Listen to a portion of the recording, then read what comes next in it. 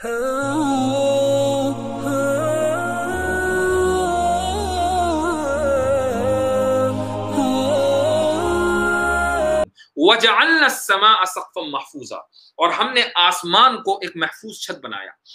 بہت سے لوگ ہنستے ہیں جب لفظ سما قرآن کریم کے اندر آتا ہے، اور ان کو پرابلم یہی ہے کہ ارے قرآن میں اتنی غلطیاں نکالو کہ یہ ثابت ہو جائے کہ یہ اللہ کا کلام نہیں ہے۔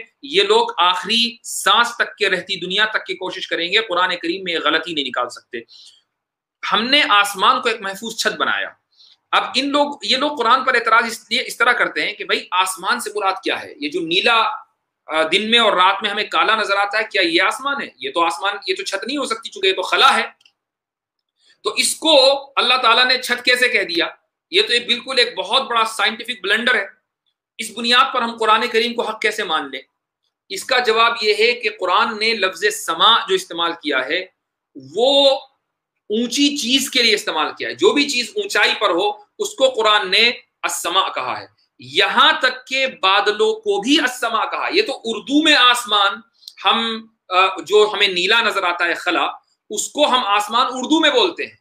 قرآن کریم نے لفظ سما بادلوں کے لیے بھی استعمال کیا، چونکہ بادل اونچائی پر ہوتے ہیں، بادل ہمارے پیر میں نہیں ہے بلکہ ہمارے سروں کے اوپر ہیں۔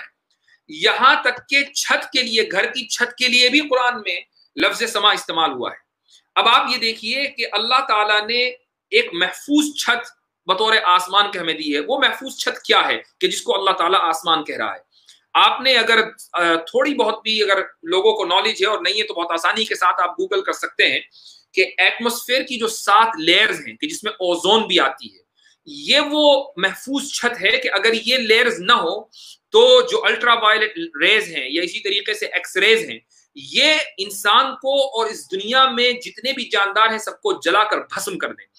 لیکن یہ جو لیئرز اللہ تعالیٰ نے اس ایٹماسفیئر میں بنائی ہیں 7 لیئرز، اس کی وجہ سے کیا ہوتا ہے کہ جو سورج کی جو شعاعیں ہیں وہ بھی چھن کر آتی ہیں اور محفوظ شعاعیں ہم تک پہنچتی ہیں، اور جو غیر محفوظ اور نقصان دہ شعاعیں ہیں وہ ٹکرا کر واپس چلی جاتی ہیں۔ جو الٹرا وائلٹ ریز ہیں وہ ٹکرا کر واپس چلی جاتی ہیں، جو محفوظ ریز ہیں وہی یہاں پر آتی ہیں، فلٹر ہو کر آتی ہیں۔